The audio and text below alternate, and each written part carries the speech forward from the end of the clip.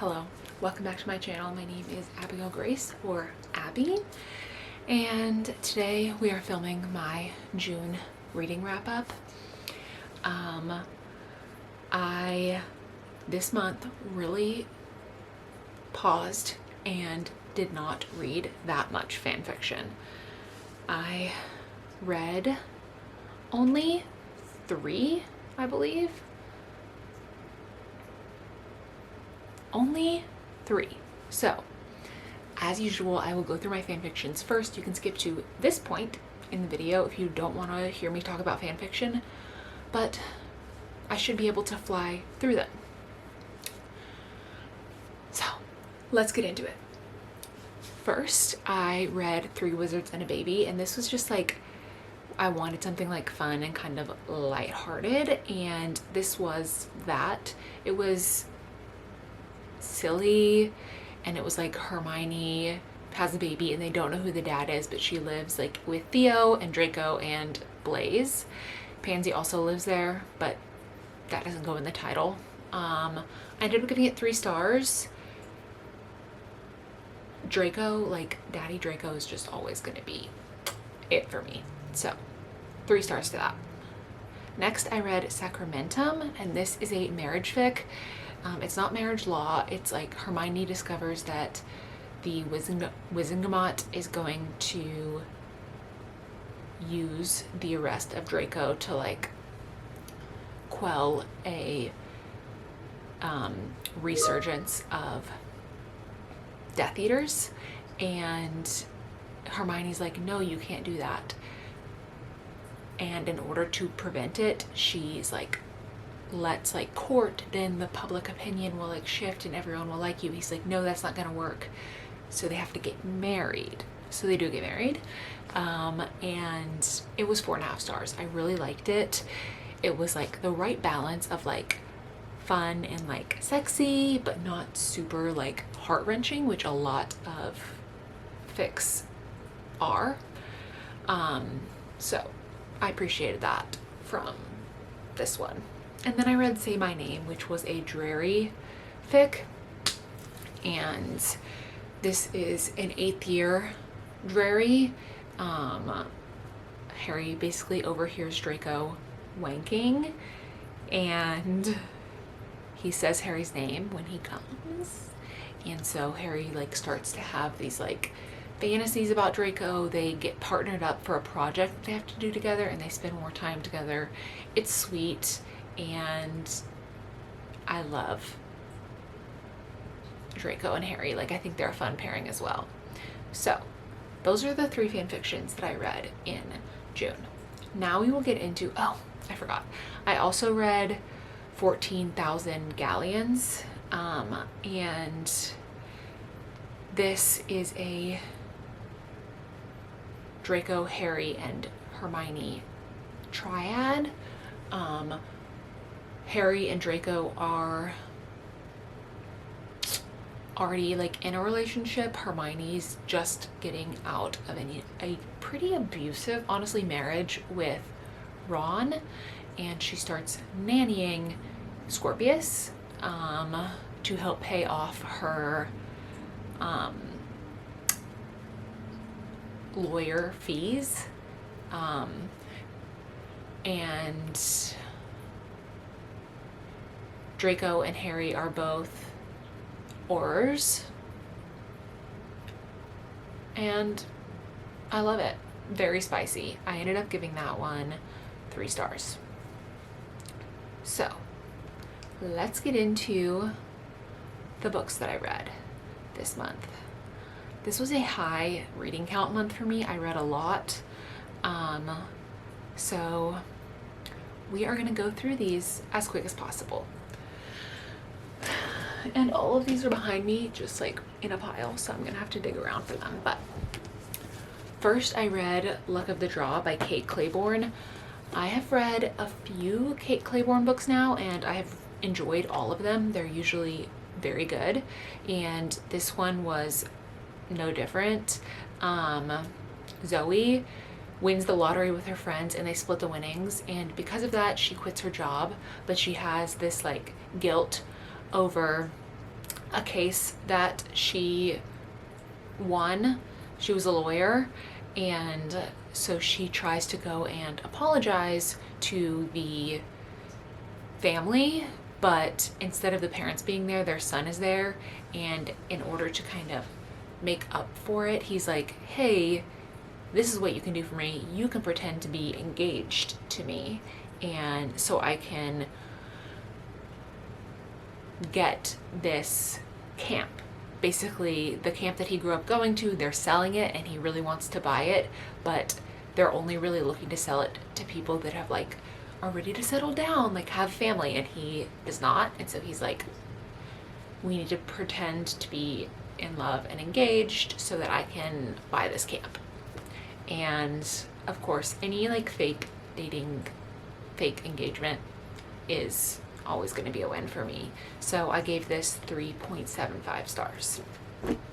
Next, I read an arc of The Battle of the Bookshops, and this was a Romeo and Juliet reimagining.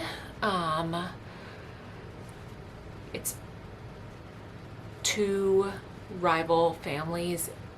Her name is like Jules, his is I think Roman, and they're like the Montenegros or something like that, and he's like the Capel Thorns. So it's like very obviously a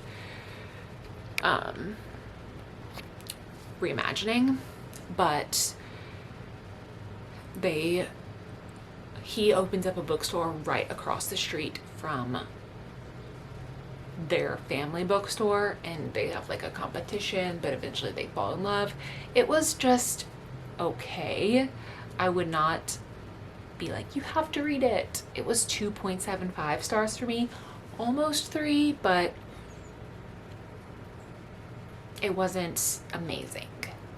Next, I read Magnolia Park's Into the Dark, and this is the final Magnolia Parks book. There are a few more Daisy books coming out, but this was the final Magnolia one, and I feel like there's not a lot I can say because it is a series, but we're still following Magnolia and BJ. There is a devastating loss at the end of the previous book, the previous Magnolia book, and it's kind of just Magnolia and BJ working through grief and loss, and like this, it's really a lot of mental health struggles for Magnolia.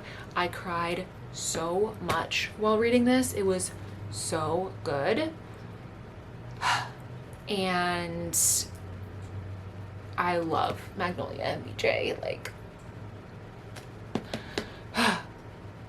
this was 5 stars easily. Like, you can see I dog-eared pages, but it was so good. This was 5 stars.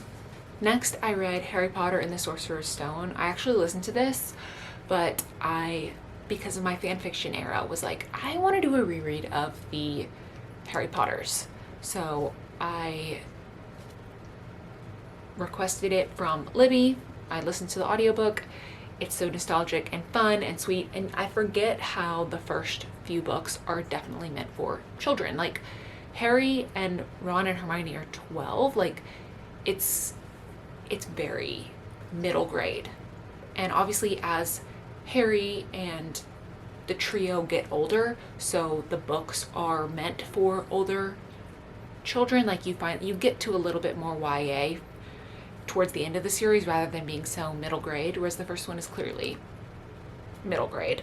I ended up giving it 4 stars, like, just because I know the later ones are better and so good, and obviously I loved it. Like, it's a 5-star series, but I do feel like some of it's nostalgia. I don't want to just give it 5 stars because I love the characters and I'm rereading it, but I gave it 4. I felt like that was a good happy medium.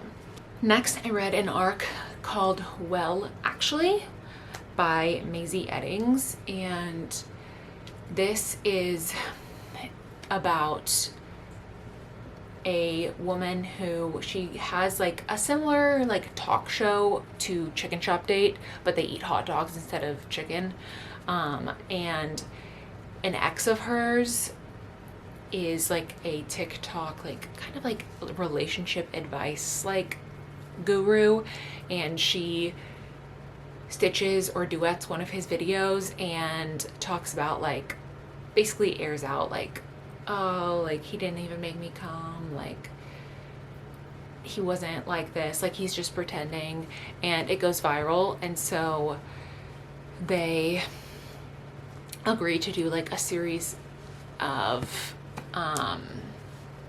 dates and then recap them on his podcast so he can try and redeem himself. And they do a video on her like dog, wiener dog, I don't know what the show was called that she has, like her chicken shop date type thing. It was good. It was like, there was queer representation, so reading it in Pride Month was great. She's pansexual and he's bisexual, and I liked them together. It ended up being 3.75 stars, so almost 4. Next, I had a string of like such good 5-star reads. Starting out with Problematic Summer Romance by Allie Hazelwood. I'm pretty sure almost every Allie Hazelwood book is 5 stars for me. This is not true for everyone. Allie Hazelwood is not for everyone. I love her. She's pumping out books and I am eating them up. This is an age gap. It's a large age gap, and I love age gap. I didn't love Not in Love, and technically this is a sequel, but you don't necessarily need to read the first one to enjoy this one. It's age gap, and it's also brother's best friend, and they're at a wedding in Sicily, and it's a dual timeline. It was just so good. The pining, the yearning. This was 5 stars. My next 5-star read was Left of Forever by Tara DeWitt. This is a second chance romance. They were previously married. They have a son. They got divorced about 5 years ago, and they decide to, when they drop their son off at college, they're going to road trip back together to kind of decide if they want to give their relationship another chance. And it was just so well done. Like, it was beautiful. Like, the setting was gorgeous. I love Ellis. Like, he's a firefighter. He's got a mustache. He's giving daddy energy, and it was so good. Like, tears for this one as well. 5 stars. Next, I read Fool Me Once by Ashley Winstead, and this is a first in an interconnected standalone series. The second I had actually previously read, and I didn't realize that they were in a series. So when I realized there was a first one, I got it because I really liked the second one. The second one was The Boyfriend Candidate, and they're both like political romances set in Texas. This is the 2 main characters in each book are sisters. So this is the older sister, Lee, and it is also a second chance romance. Lee basically doesn't do serious relationships at all. She has like 4 major heartbreaks that she talks about. Her dad cheated on her mom, and her second boyfriend also cheated on her, so she just has this like distrust of men. And her college boyfriend, she thought was cheating on her, but he actually wasn't, so she cheated on him. They break up, and then 5 years later, her and Ben have to work on a bill that she's trying to get passed in the Texas State Senate together. And so they are like spending a lot of time together canvassing, and it goes from there. This was pretty good. I did not like it as much as I liked The Boyfriend Candidate. I really like The Boyfriend Candidate. I've reread that one before. I won't probably reread this one, but I don't regret reading it either. I ended up giving this 3.25 stars. Next, I read Beyond the Wand by Tom Felton, and again, on my Harry Potter kick, I was just one of my friends had read it and gave it like a pretty good review, so I was like, okay, I'll give it a go. I listened to it. So Tom Felton narrates it himself. It's kind of his story. I mean, it's a memoir, so it talks about a good portion of his life during Harry Potter and then also post Harry Potter. I don't rate memoirs usually, so I'm not gonna give it a rating, but it was good. If you like Harry Potter, like, you might like Beyond the Wand. It was some fun tidbits. And I learned stuff about Tom that I didn't know. Next, I read What Happens in Amsterdam, which I spilled on, so it has a lot of water damage. But this is Rachel Lynn Solomon, and I have really enjoyed several of Rachel Lynn Solomon's books. And this one is set in Amsterdam. Danny moves to Amsterdam for work, but quickly discovers that like her job is trash. Like, it was kind of a scam. The like apartment that she got floods, and so she needs a place to stay, and she runs into her like high school boyfriend. He is from the Netherlands and studied abroad and stayed with her family when he was studying abroad in the US. So they weren't allowed to really have a relationship because he wasn't supposed to be in a relationship like with his host family. But they end up breaking up. She runs into him in Amsterdam, and he's like, I have like an apartment that I rent out. You should stay there. And then a course of things happen, and in order to inherit the house, he needs to be married, and she gets fired. So in order for her to stay, he's like, let's get married. Then you can have like a green card, and I can inherit the house. So it's also a marriage of convenience. And it was quite good. This was not my favorite of hers, but it was still very good. I gave it 3.25 stars. Next, I read Never Been Shipped by Alicia Thompson, and I think I've read almost all of Alicia Thompson's books. There might be a few that I haven't read, but this was former bandmates. They had kind of like a one-hit wonder situation. They were a teen band and then broke up, and they're doing a reunion like show on a cruise ship because it's like a cruise ship for a TV show that they had a song on, so they're performing that song on the cruise ship for this show, whatever. But the lead singer, she and one of the guitar players had dated and had a horrible breakup, but her and the other guitar player were like childhood friends, and they haven't spoken since the band kind of split up. But he's basically been in love with her the whole time, and she like never really saw him that way. Anyway, it was good, it was sweet, it was cute. I gave it 3.75 stars.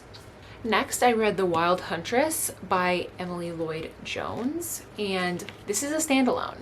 I read 2 standalone YA romances this month. Well, actually, I started one and finished it in July, but whatever. So I won't talk about the other one that I read because that'll be in July's wrap-up. So if you want to hear the other one, it's in July's wrap-up. But this is basically every 5 years, the like Fae Kingdom has a wild hunt, and it's in combination with like the Human Kingdom and this Fae Kingdom. And basically, how do I describe this? So our main character, Branwen, she has like a gift where she can see Fae creatures when like human eyes normally can't. She can see them through this one like special eye that she has.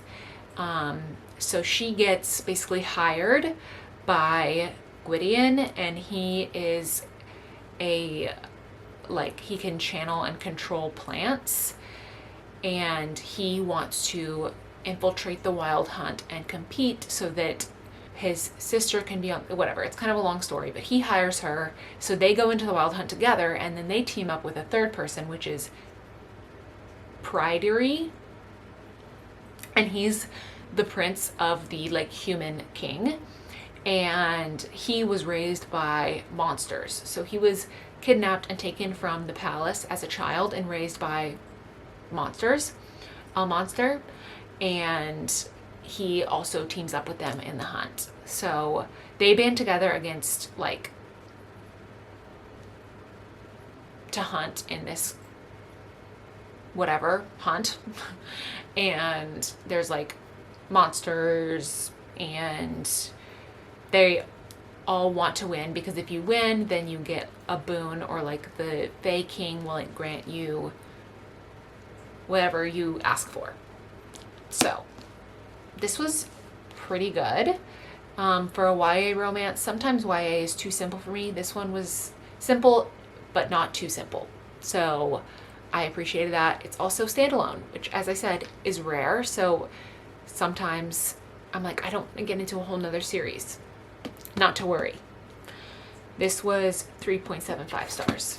Next, I read One Golden Summer by Carly Fortune, and this is the first time she's done like a second book. All of her other books are complete standalones, but this one is interconnected with her first book, which was Every Summer After, and this follows the brother from the love interest in Every Summer After, and it's basically just friends to lovers. The setting is amazing. Like, I always love her settings. It's a lake in Canada, and she's there taking care of her grandma for the summer, and he's there on a break from work. They spend a lot of time together, and then they do like a little friends with benefits moment, but he's like, it can't be anything serious. This was stunning. Like, very well done. I gave this 4.75. It was so close to 5 stars, but I read some really good books this month, and it didn't quite bring me to tears like some of the others did. So 4.75 for this. Next, I read The Conditions of Will. This is 5 stars.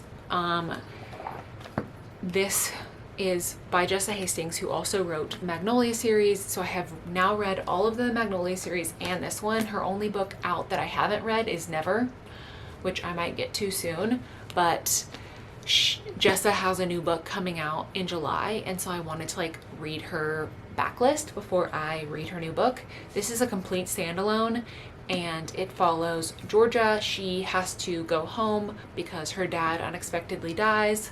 So she goes home for the funeral, and she meets Sam.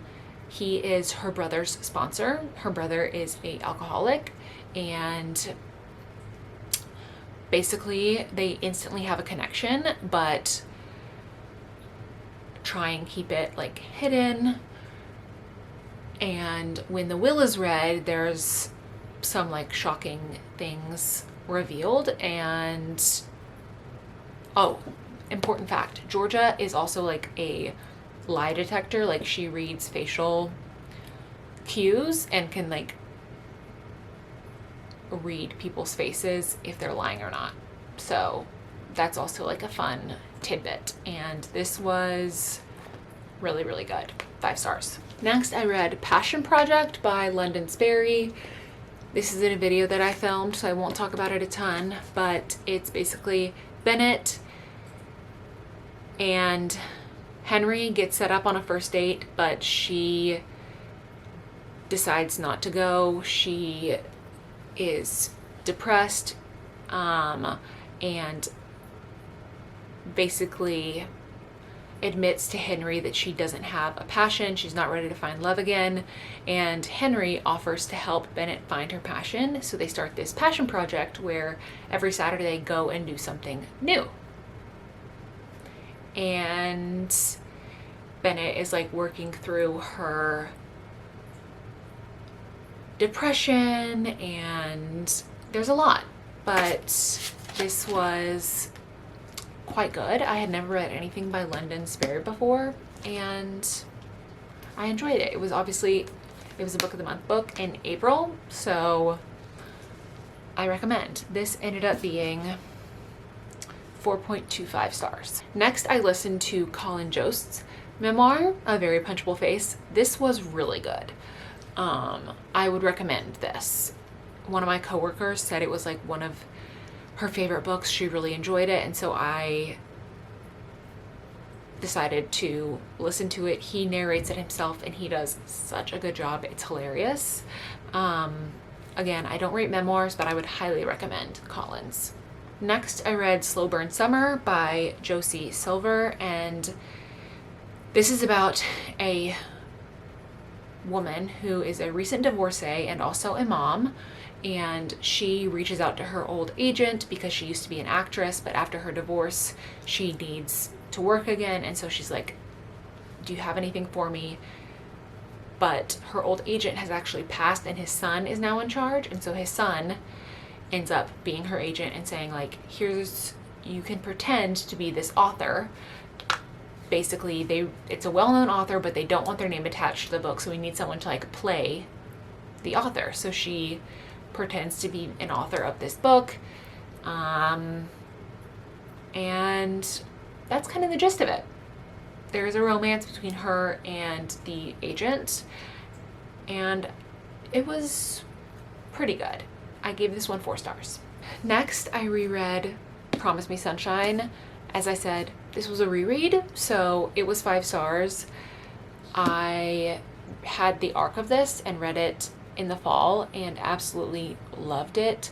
Lenny is such a great character. So is Miles. Like, trigger warning, like grief, but the way it's talked about and handled is so well done. And Lenny and Miles have the most gorgeous, like, slow burn, friends to lovers, and the way he cares for her is just so beautiful, and I'm obsessed with them.